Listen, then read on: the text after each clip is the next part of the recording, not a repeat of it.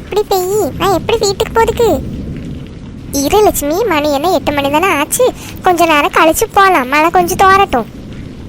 ஆமாக்கா, கொஞ்ச நேரம் கழிச்சு போகலாம்ல, மழை கொஞ்சம் நிற்கட்டும். இருந்தாலும் இன்னைக்கு வீட்டுக்கே போகல பார்த்துடுங்க. மத்தியானம் போல் கொஞ்சம் வீட்டுக்கு போயிட்டு அந்தேனி வந்தது தான். மாவனும் ராமும் இங்கே தான் நிற்கா, பூமாரி இங்கே தான் நிற்கா. அதனால் நான் வீட்டில் போய் என்ன செய்யுதுக்குன்னு இங்கே நின்றுட்டேன். இப்படி மழை பெய்யும்னு எனக்கு தெரியாது பற்றலாம். அதனால இப்போ என்ன லட்சுமி, இங்கே நின்றுக்கோ. இன்னைக்கு நைட்டு இங்கே படுத்துட்டு காலையில் எழுந்திரிச்சு போகலாம்னா? ஐயே இல்லாத்தே, எனக்கு காலையில் அங்கே நிறைய வேலை இருக்கும் வீட்டில். நான் 4 மணிக்கெல்லாம் எந்திரிச்சிடுவேன். நாங்களும் அப்படி தான், திருவிழானால காலையிலே எந்திரிச்சிருவோம் பார்த்துக்க. நாங்கள் இவ்வளோ பேர் இருக்கோம்ல, எல்லாருக்கும் சேர்த்து சமைக்கிறதுக்கே ஒரு நேரம் ஆயிரும். அதனால் காலையில் ஒரு 5 மணிக்கெலாம் நாங்கள் எந்திரிச்சிருவோம். ஒன்று வேணும்னா ஒரு 4 மணிக்கு எழுப்பி விடு, நீ மெதுவாக போனால் போதுங்களா? வேண்டா ராணிக்கா, பையனும் இங்கெல்லாம் நிற்கா, இங்கே நிறைய பேர் நிற்கீங்க. இங்கே பக்கத்தில் தானே, கொஞ்சம் லேட்டாக இருந்தாலும் பிரச்சனை இல்லை. நான் அவருக்கு ஃபோனை போட்டு சொல்லிட்டேன், கொஞ்சம் மழை தோன்றதுக்கப்புறம் வாரேன் அப்படின்னு சொல்லியிருக்கேன். அப்படியா? சரி சரி, அப்போனா கொஞ்சம் மழை நிற்கட்டும். எப்படி நாங்கள் உறங்கிறதுக்கு நல்ல லேட் ஆகும். கொஞ்ச நேரம் பேசி எடுத்துகிட்டு இருந்துட்டு கொஞ்ச நேரம் கழித்து போகலாம், சரியா? சரி ராணிக்கா. மரியம்மா, நான் உங்கள்கிட்ட ஒரு விஷயம் சொல்லணும்னு நினச்சிட்டு இருந்தேன் பார்த்துடுங்க. என்ன விஷயம்ட்டி சொல்லு. ஏம்மா, இந்த பிள்ளைகள் இருக்கலாம், ஆதி ராமு மாதிரி சின்ன பொண்ணுக்கு தம்பி ஒரு பையன் வருமாம்ல, நெட்டையாக ஒரு பையன். அந்த பையன் எல்லாரும் சேர்ந்து ஏதோ திருவிழாக்கு அப்புறம் டூரு போகிறதா பிளான் பண்ணியிருக்காங்களாம். எது டூரா? ஆமாம்மா, எங்கே போகிறதுக்குன்னு அவங்க பிளான் பண்ணலை. அவங்க 3 பேரும் சேர்ந்து நம்ம ஃபேமிலியாக எல்லோரும் சேர்ந்து ஒரு வண்டி பிடிச்சி டூர் போயிட்டு வரலாம். நம்ம இது வரைக்கும் எங்கேயும் போனது கிடையாதுல்ல, அதனால் போயிட்டு வரலாமா அப்படின்ட்டு அவங்களுக்குள்ள ஒரு பேட்ச்சு. அப்படியா? ஆமாம், இங்கே வந்ததோடு இந்த 3 பிள்ளைகளும் நல்ல ஃப்ரெண்ட்ஸ் ஆகிட்டாங்க. எங்கே போனாலும் ஒன்றா தான் போகுதுங்க, எங்கே போனாலும் ஒன்றா தான் வருதுங்க. ஆமாம் சிந்து, நானும் அப்படி தான் நினச்சேன். 3 பேரும் நல்ல ஃப்ரெண்ட்ஸ் ஆகிட்டாங்க. ஆமாம், அதனால தான் 3 பேரும் சேர்ந்து இந்த மாதிரி ட்ரிப்பு போகலான்னு பிளான் பண்ணியிருக்காங்களா என்னமோ தெரியலையே. பரவாயில்ல, நல்ல விஷயந்தான். நம்மளும் இது வரைக்கும் சேர்ந்து ஒரு இடம் போயிட்டு வந்தது கிடையாதுல்ல. ஆமாட்டி, நான் இவங்க சொல்லதும் சரி தான். நம்மளாம் ஒரு இடத்துக்கும் போயிட்டு வந்தது கிடையாதுல்ல, திருவிழா முடியட்டும் போயிட்டு வருவோம். ஆமாம்மா, நீ சொல்லுது சரி தான். நம்ம இது வரைக்கும் ஒரு இடம் போயிட்டு வந்தது கிடையாது. எனக்கும் போயிட்டு வந்தால் நல்லா இருக்கும்னு தான் தோணுவேன். எங்கேயாவது பக்கத்தில் எங்கேயாவது ஒரு 2 நாள் டூர் போயிட்டு வந்தால் நல்லா தான் இருக்கும். ஆனால் நம்ம பொம்பளையில் எல்லோரும் சேர்ந்துருந்து பேசி என்ன ஆகுதுக்கு? நம்ம வீட்டில் உள்ள ஆம்பளைட்டையும் கேட்டு தானே முடிவு பண்ணணும். ஆமாக்கா, நீங்கள் சொல்லதும் சரி தான். நம்ம மட்டும் பேசி முடிவு பண்ணி எப்படி ஸ்கூலு திறக்கிறதுக்கு முன்னாடி போயிட்டு வந்தால் நல்லா தான் இருக்கும். நம்மளாம் ஒரு இடம் போனது கிடையாது. வேணும்னா போகலாம், எனக்குலாம் ஒன்றும் பிரச்சனை கிடையாது. ஆனால் ஆம்பளையில எல்லோரும் இருக்கும்போது ஒரு வாட்டி அவங்ககிட்டே பேசிட்டு கேட்டு முடிவு பண்ணலாம். ஆமாம் லட்சுமி, இந்த சின்ன பையில 3 பேரும் சேர்ந்து முடிவு பண்ணியிருக்கானுக்கோ. நம்ம வீட்டு பெரியவங்ககிட்டையும் கேட்கணும்ல. சரி எப்படி இப்போ என்ன செய்யணுங்க, யார்கிட்ட கேட்கணுங்க? ஏம்மா, நாளைக்கு காலையில் போல நீ அண்ணன்கிட்ட கொஞ்சம் பேசுமா, அவங்கக்கிட்ட கேளு. இந்த மாதிரி பிள்ளைகளெல்லாம் சேர்ந்து டூரு போகலான்னு முடிவு பண்ணியிருக்காங்க. நாங்களே நம்மளாம் சேர்ந்து இது வரைக்கும் ஒரு இடம் போனது கிடையாதுல்ல, திருவிழா முடிச்சுட்டு போயிட்டு வருவோமா, ஒரு 2 நாள் ட்ரிப்பு போயிட்டு வருவோமான்னு கேட்டுப்பாரு. ஏட்டி நானா? ஆமாட்டே, நீங்களே கேட்டு பாருங்க. நாங்களாம் கேட்டா இப்போ வேண்டாம் அப்புறம் போகலாம், எனக்கு வேலை இருக்குது அப்படி இப்படின்னு ஏதாச்சும் சொல்லுவாங்க. வரும்போல நான் எப்படி கேட்டு பார்க்குறதுக்கு? அவன் எங்கிட்டையும் சல்லு பிள்ளைங்க தான் நிற்பான். இம்மா, எங்களுக்கு அதெல்லாம் ஒன்றும் தெரியாது. இன்னைக்கு எங்களுக்கு திருவிழா முடிச்சதும் ட்ரிப்பு போகணும். நீ பேசாமல் அண்ணன்ட்ட கேட்டு முடிவு பண்ணு. அப்படி இல்லையா நீ அப்பாட சொல்லி அண்ணன்ட்ட பேச சொல்லு. இப்போ என்ன எல்லாரும் சேர்ந்து என் தலையில் இது கட்டி வச்சுட்டீங்க? ஏம்மா, நீ சும்மா ஸ்டார்ட் பண்ணி விடுமா, மிச்சத்தை நாங்கள் பார்த்துக்கிட்டோம். மறிந்த பிள்ளைகளெல்லாம் விட்டு லைட்டாக உசுப்பேற்றி விட்டா அண்ணன் சரின்னு சொல்லிடுவாங்க. ஆமாம் செல்வி, அப்படியே எங்கள் வீட்டுக்காரே அவளுக்கும் ஃபோனை போட்டு முடிஞ்சால் ஒரு 2-3 நாள் வந்துட்டு போங்க அப்படின்னு சொன்னால் எல்லோரும் சேர்ந்து ஒன்றா போயிட்டு வந்துடலாம். ஆமாக்கா, நானும் அதான் நினச்சேன். சரி, எல்லாவளும் சேர்ந்து பிளான் பண்ணியாச்சு. நாளைக்கு நான் அவன்கிட்ட பேசி பார்க்கேன். ஆனால் அவன் முடியாதுன்னு சொன்னால் எனக்கு எதுவும் பண்ண முடியாது. அதெல்லாம் எதுவும் சொல்ல மாட்டாங்கம்மா, நாங்களே இருக்கோம்ல, நாங்களாம் சேர்ந்து உனக்கு ஹெல்ப் பண்ணுவோம். சரி, என்னம்மா பண்ணுங்க, பிள்ளைகளெல்லாம் ஆசைப்படுவீங்க. நான் பேசி பார்க்கேன். நானே எங்கள் வீட்டில் கேட்டு பார்த்தேங்க்கா, நீங்களும் எல்லாட்டையும் கேட்டு பாருங்கள். திருவிழா முடியட்டும் மாதிரி பார்த்துக்கிடலாம். சரி லட்சுமி. ஆமாம், இந்த பிள்ளைகளெல்லாம் எங்கே உள்ளதான் இருக்கானே? ஆமாம், ராமும் ஆதியும் ஃப்ரெண்டில் அந்த இதில் சிட் அவுட்டில் தான் இருக்கானுங்க. பிள்ளைகளெல்லாம் ரூமில் இருக்குது.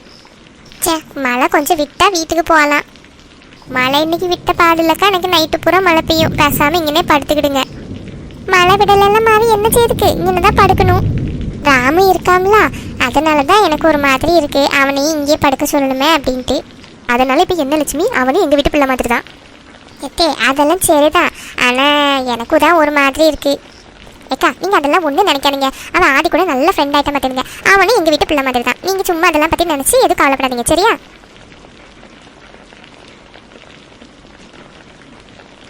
சுவானியை கன்வின்ஸ் பண்ணி எப்படியாச்சும் அவளுக்கு ஒரு ஃபோன் வாங்கி கொடுத்துடணும். இன்னும் ஒரு 4-5 மாதம், அதுக்கப்புறம் நான் காலேஜ் முடிச்சு ஃபாரின் போயிடுவேன். அதுக்கப்புறம் எப்படி நான் அவளை காண்டாக்ட் பண்ணது? 2 நாள் இங்கே இல்லை நோடி அவளுக்கு மூஞ்சியை பார்க்கவே முடியல, அவ்வளோ ஹர்ட் ஆயிருக்கா. அதுவும் நான் சொல்லாமல் போயிட்டேன்ட்டு. இனிமேல் நான் 2 வருஷம் ஃபாரினில் போய் நின்னேன்னா அவ்வளோதான். அதுக்கு முன்னாடி ஏதாச்சும் ஒரு முடிவு பண்ணிட்டு தான் இங்கேருந்து போகணும். கார்த்திக், நீ எதுக்கு என் பின்னாடியே சுற்றிட்டே இருக்க ஸ்ருதி? கார்த்திக், நான் எது பேச வந்தாலும் ஃபர்ஸ்ட் கோவப்படாத நிப்பாட்டு. இங்கே பாரு ஸ்ருதி, உனக்கு என்னை பற்றி நல்லாவே தெரியும். எனக்கு இப்படி சும்மா வந்து டிஸ்டர்ப் பண்ணிட்டு இருந்தால் பிடிக்கவே பிடிக்காது. என் அம்மா தங்கச்சி இப்படி வந்து நின்று சும்மா என்னை டிஸ்டர்ப் பண்ணிட்டே இருக்க மாட்டாங்க. நீ பார்த்தா பின்னாடியே சுற்றிட்டே இருக்க, எனக்கு எரிச்சலாக வருது ஸ்ருதி. பாரு கார்த்திக், நான் உன்னை எதுக்கும் டிஸ்டர்ப் பண்ணலாம் வரல. எனக்கு ஒரு விஷயம் கேட்கணும், தெரிஞ்சுக்கணும், அதுக்காண்டி தான் நான் வந்தேன். அதுக்கு ஒரு நேரம் காலம் கிடையாதா? இப்படி 10 மணிக்கு மேலே தான் என் ரூமில் வந்து நிற்பியா? என்ன ஆச்சு கார்த்திக் உனக்கு? இங்கே பாரு, சும்மா இப்படி வந்து நின்று பேசுது, கையை பிடிக்குது, காலை பிடிக்குது, இதெல்லாம் பண்ணாத. எனக்கு இதெல்லாம் பிடிக்காது. ஓ, நான் உன் கை பிடிச்சாதான் உனக்கு கோவம் வருதில்ல? ஆனால் நீ மட்டும் எல்லா பொண்ணு கையை பிடிச்சி பேசிட்டு இருப்ப. நான் யார் கையை பிடிச்சி பேசுனது நீ பார்த்த? ஒன்றும் இல்லை கார்த்திக், அதை விடு. சொல்லு, நான் யார் கையை பிடிச்சி பேசிட்டு இருந்தேன்னு சொன்னேன்ல, அதான் கேட்கேன். ஒன்றும் இல்லை கார்த்திக், நான் வேற எதை பற்றி பேச வரல, நான் என்னை பற்றி பேச வந்திருக்கேன். உன்னை பற்றி நீ என்கிட்ட எதுக்கு பேசணும்? இங்கே பாரு கார்த்திக், எனக்கு ஒன்று சின்ன வயசுலேருந்தே தெரியும். அறிவு வந்த போதுலேருந்து எனக்கு நீ உனக்கு நான் நம்ம வீட்டிலே பேசி வச்சுட்டாங்க. அப்போதுலேருந்து என் மனசில் நீ தான் இருக்க கார்த்திக். ஆனால் எனக்கு அப்படி கிடையாது ஸ்ருதி. நான் உனக்கு எத்தனையோ வாட்டி சொல்லியாச்சு, ஆனால் நீ மறுபடியும் இதே என்கிட்ட பேசிட்டு இருக்க. உனக்கும் என்ன பிடிக்கிறதுக்கு நான் என்ன பண்ணணும்னு சொல்லு கார்த்திக். எது வேணாலும் சொல்லு, நான் கேட்பேன். உன்னை விட்டு தள்ளி போயிடுன்னு மட்டும் சொல்லாத கார்த்திக், அது என்னால் பண்ணவே முடியாது. இங்கே பாரு ஸ்ருதி, இந்த மாதிரி டைலாக்லாம் அடிச்சுட்டு என் பின்னாடி வராத. சரி, நான் உங்ககிட்ட ஒரு விஷயம் கேட்கட்டா? என்ன கேளு. நீயும் சின்ன வயசுலேருந்தே என்கிட்ட பழகிட்டு இருக்க. ரொம்ப வருஷமாக எனக்கு ஒன்று தெரியும். எப்போ நம்ம பேச ஆரம்பிச்சோமோ, எப்போ ஸ்கூலுக்கு போகிற ஆரம்பிச்சோமோ, அப்போதுலேருந்து நம்ம ஒன்றா தான் போயிட்டுருக்கோம். இவ்வளோ வருஷத்தில் ஒரு வாட்டி கூடவா உனக்கு என் மேலே எந்த ஃபீலிங்ஸும் வரல? பாரு ஸ்ருதி, லவ் எல்லாம் சொல்லி கேட்டு வர வைக்கிறது கிடையாது. அது தானாக வரும். எனக்கு அப்படி எந்த ஃபீலும் உங்ககிட்ட வரல இப்போ வரைக்கும். அதுதான் யான்னு கேட்கேன் கார்த்திக். அதெல்லாம் எனக்கு தெரியாது ஸ்ருதி. நீ வேற யாரையாச்சும் லவ் பண்ணனா என்கிட்ட சொல்லிடு. பேசாமல் சுவானியை பற்றி வைக்கிட்ட சொல்லிடுவோமா? வேண்டாம், என் மேலே இப்படி பைத்தியம் மாதிரி இருக்கா. சுவானி பற்றி தெரிஞ்சு மாதிரி ஏதாச்சும் பண்ணிட்டான்னா அவ்வளோதான். என்ன எங்கள் வீட்டில் கோலை பண்ணி போட்டுருவாங்க. வேணாம், இப்போதைக்கு அதை பற்றி எதுவும் சொல்ல வேண்டாம். அப்படியெல்லாம் ஒன்றும் கிடையாது ஸ்ருதி. நீ சும்மா எதுவும் என்கிட்ட பேசிட்டு இருக்காத. எனக்கு இந்த லவ் மேலே பெருசாக இன்ட்ரெஸ்டே கிடையாது. ரோட்டில் பார்த்த பொண்ணை பற்றி என்கிட்ட கேட்கலாமா வேண்டாமான்னு எனக்கு தெரியலையே. கேட்டால் மறுபடியும் என் மேலே கோவப்படுவான். இப்படியும் என்கிட்ட போய் தான் சொல்ல போகிறான். வேண்டாம், அதை பற்றி எதுவும் கேட்க வேண்டாம். என்ன யோசிச்சுட்டு இருக்க? என் மேலே எப்போ பார்த்தாலும் எரிஞ்சு விழுந்துட்டே இருக்கியே. உனக்கு என் மேலே எந்த ஃபீலிங்ஸுமே இல்லையா?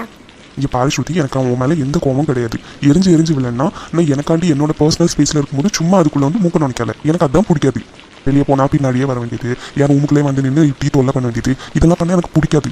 இங்கே பாரு, சின்ன வயசுலேருந்து எனக்கு ஒன்றா தெரியும். நீ எனக்கு ஒரு நல்ல ஃப்ரெண்டு, அவ்வளோதான். அதுக்கு மேலே எனக்கு உன் மேலே எந்த ஃபீலிங்ஸும் வந்ததே கிடையாது. இனிமேலும் வரும்னு எனக்கு தோணலை ஸ்ருதி.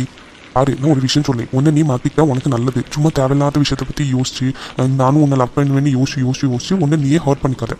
என்ன சொன்னாலும் என்னால் கன்வின்ஸ் ஆக முடியாது. எனக்கு ஒன்று பிடிக்கும், அது கடைசி வரைக்கும் அப்படி தான் இருக்கும். நீ இல்லைன்னா நான் கல்யாணமும் பண்ண மாட்டேன், இப்படியே தான் இருப்பேன். இதுக்கு லூஸ் மாதிரி பிஹேவ் பண்ணிட்டு இருக்க. அவ்வளோ அழகாக உனக்கு எடுத்து சொல்லிட்டு இருக்கேன். கோவப்பட்டாலும் கோவப்படன்னு சொல்லுங்க. அவ்வளோ சாஃப்டாக சொன்னாலுமே உனக்கு புரியாது. நம்ம வீட்டில் நம்ம 2 பேரும் கல்யாணம் பண்ணதா தானே பேசிட்டு இருக்காங்க. அது அவங்களோட முட்டாள்தனம். அது நம்ம வீடுன்னு சொல்லாத. உங்க அப்பாவும் எங்க அப்பாவும் டிசைட் பண்ணிருக்காங்க ஏதோ பெருசா பிசினஸ் டீல் முடிக்க மாதிரி. ஆனா நம்ம 2 பேரோட ஆசையை பத்தி கேட்கவே இல்லை. 2 பேரோட ஆசைன்னு சொல்லாத. எனக்கு ஒன்று பிடிச்சிருக்கு, ஆனால் உனக்கு தான் என்ன பிடிக்கல. ஆமா, எனக்கு ஒன்றும் பிடிக்கலதான். இப்போ என்ன பண்ண போறதுக்கு நீ? எதுக்கு கார்த்திக் இப்படி பண்ணிட்டு இருக்க? இப்படி பேசாத, எனக்கு ரொம்ப கஷ்டமா இருக்கு. ஐயோ, இந்த பிள்ளை அழுதுட்ட. இவன் அழுது நான் பார்த்ததே கிடையாது இவ்வளோ வருஷத்துல. நம்ம என்ன அவ்வளோ ஹர்ட் பண்ணிக்கோமா? ஏய் ஸ்ருதி, நீ அழ அளவுக்கு நான் ஒன்றுமே சொல்லலை. ஸ்ருதி, இங்கே பாரு ஸ்ருதி, நீ வந்து இப்படி அழுது கோவப்பட்டெல்லாம் ஒருத்தங்க கிட்ட இருந்து பாசத்தை வாங்க முடியாது. அதெல்லாம் எனக்கு தெரியாது கார்த்திக். சின்ன வயசுலேருந்து பாசம்னா என்னன்னே தெரியாம தான் நான் வளர்ந்தேன். எங்கள் அப்பா எப்போவுமே பிஸ்னஸ்னு போயிடுவாங்க. எங்கள் அம்மா சின்ன வயசுலேயே என்னை விட்டுட்டு போயாச்சு. கூட பிறந்தவங்கன்னு எனக்கு யாருமே கிடையாது. அப்புறம் எப்படி கார்த்திக் பாசத்தை பற்றி எனக்கு தெரியும்? சின்ன வயசுலேருந்து என் கூட இருந்தது நீ, உங்கள் அம்மா, கீர்த்தி, இவ்வளோ பேர் தான். அதனால் எனக்கு கொஞ்சமாவது பாசம்னா என்னன்னு தெரியுது. நீங்களும் என் லைஃப்பில் இல்லாமல் இருந்திருந்தா நான் எப்போவே செத்துருப்பேன் தெரியுமா? ஐயோ ஸ்ருதி, இப்படியெல்லாம் பேசாத. கார்த்திக், என்னால் ஒன்று விட்டுட்டு இருக்கவே முடியாது. எனக்கு ஒன்று ரொம்ப பிடிக்கும். சரி, இப்போ நீ போ ரூமுக்கு, காலையில் பேசிக்கலாம். நீ நல்லா யோசிச்சு ஒரு டிசிஷன் எடுத்து எனக்கு சொல்லு கார்த்தி. சரிம்மா, நீ போ. நீ வேற யாரையாவது லவ் பண்ணுறனாலும் என்கிட்ட சொல்லிடு தயவு செஞ்சு. அதெல்லாம் ஒன்றும் கிடையாது ஸ்ருதி. நீ என்னையும் ஹர்ட் பண்ணாத. தயவு செஞ்சு ரூமில் போய் படுத்து நிம்மதியாக தூங்கு. ஐயோ, இந்த பிள்ளைனா இப்படி இருக்கு. எப்போவுமே என்னை இரிட்டேட் பண்ணிட்டு கோவா பண்ணிட்டு தான் நடப்பா. இப்போ வரைக்கும் இவன் அழுதே நான் பார்த்தது கிடையாது. ஏதாவது ஒரு விஷயம் அவன் நினைக்கிறதுக்கு முன்னாடியே அவள் கைக்கு வந்துடும். அதே மாதிரி அவன் என்னையும் நினச்சா எப்படி கிடைக்கும்? மெதுவாக சோனி விஷயம் பற்றி அவகிட்ட பேசணும். ஆனால் இப்போ இருக்க சுச்சுவேஷனுக்கு பேசினான்னா அவ்வளோதான்.